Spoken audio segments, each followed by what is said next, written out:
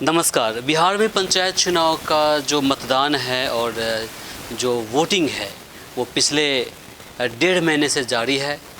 छठे चरण का मतदान हो चुका है।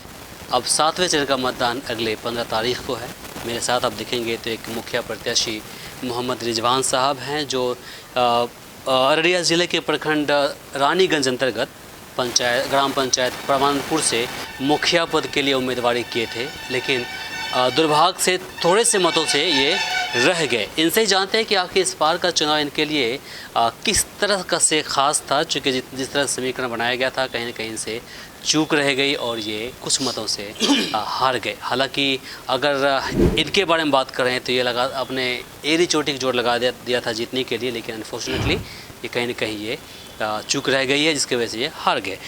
सबसे पहले आप हमें बताएं कि जिस तरह से आप दमखम के साथ इस बार चुनावी मैदान में उतरे थे और कुछ मतों से आप रह गए, तो इस पर क्या बोलेंगे आप?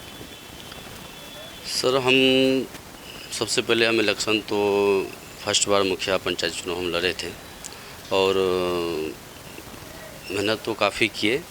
कुछ लोग ऐसा लगा कि जैसे हमको कुछ पहचान नहीं पाया। हम बाहर हमारा बिजनेस चल रहा था, हम बिजनेस में जुड़े हुए थे।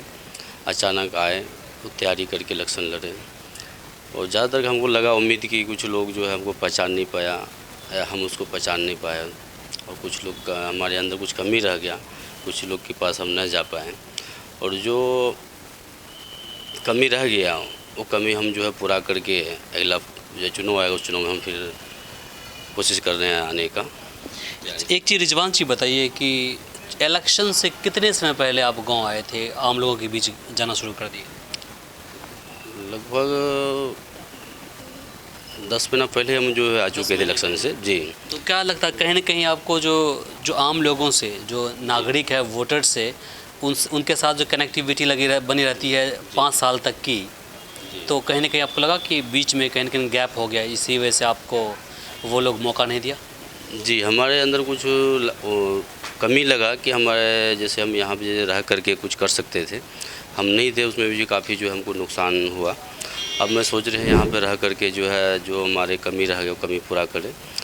और इलेक्शन हारना जितना तो अलग बात है, फिर भी हम समाज के बीच रह करके जितना हम पहले काम कर रहे थे उतने ही काम हम अभी भी करने की कोशिश कर रहे हैं और करेंगे भी।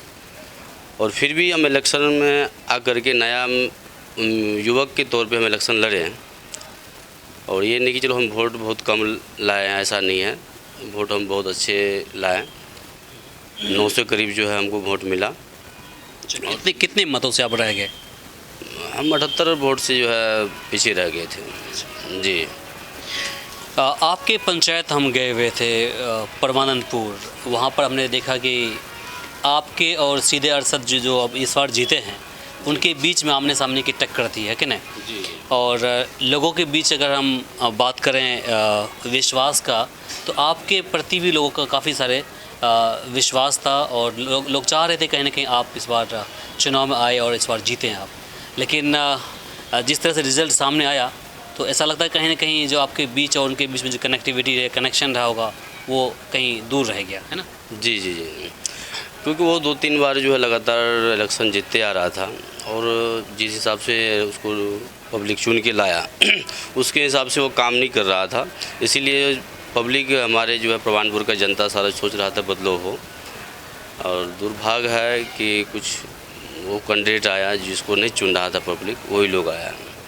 तो अब देखिए, अब जो है फिर वैसे ही बदहाल रहेगा हमारे पंचायत जैसे पहले था, कुछ हो नहीं पाएगा। क्योंकि 15 साल उसको मौका मिला तो कुछ नहीं किया, तो अब फिर 5 साल आगे क्या करेगा? कुछ भी नहीं करेगा। हम लोग अपना तैयारी अभी से कर रहे हैं और जो कमी रह गया उस कमी को हम लोग पूरा करने की कोशिश करेंगे। किसी लोगों का कहना है, देखिए अगर हम आम लोगों की बात करें तो कुछ लोगों का कहना था कि इस बार रिजवान जी ने एड़ी चोटी की जोड़ लगा दिया था जीतने के लिए चुनाव, लेकिन हार गए। क्या पता उसे हार्ट अटैक ना आ जाए, ऐसा कुछ फीलिंग हो रही है आपको? इससे पहले भी हम विधानसभा का तैयारी किए थे, उसमें भी काफ़ी हम लोग खर्चा किए और ये नहीं कि रिजवान अभी जो है इलेक्शन में आया तभी खर्चा कर लोगों को मदद कर रहे हैं। आज से पिछले 5 साल पहले भी जाइएगा तो उसमें भी हम जो है बाहर आए या कोई मुसीबत हो या शादी विवाह हो, उसमें भी हम जो है लोगों के बीच आने काम किए। यानी कि अभी आए हैं इलेक्शन में खर्चा करके हमको हार्ट अटैक आ जाएगा, ऐसा कोई ये नहीं होता है। इलेक्शन अगर ऐसा सोचे हमको पैसा खर्च करने के जो है डर हो तो कोई लोग खर्चा नहीं करेगा, कोई जो है कोई गरीब के बीच जो आएगा ही नहीं। मतलब अब जो आने वाले समय में 5 वर्ष से जो 5 साल के बाद दोबारा आएगा मौका, तो इस बार पूरा दमखम के साथ फिर से मैदान उतरेंगे ना? इससे डबल हम लोग का कोशिश रहेगा, दमखम से जो है इलेक्शन लड़ा जाएगा और कोशिश रहेगा कि जो इस बार चूक हुआ वो चूक ना हो। अपने क्षेत्रवासियों को क्या संदेश देंगे आप? हम अपने क्षेत्रवासियों को यही संदेश देना चाह रहे हैं, जो हमको फिर भी जो वोट आया काफ़ी हमको दुलार आशीर्वाद हम लोग को दिया, प्यार दिया, और कोशिश करेंगे जो और हम जो अच्छा काम करेंगे तो ज़्यादा ज़्यादा हम आगे जो है वोट लाएंगे। चलिए, समय देने के लिए शुक्रिया जी, थैंक यू।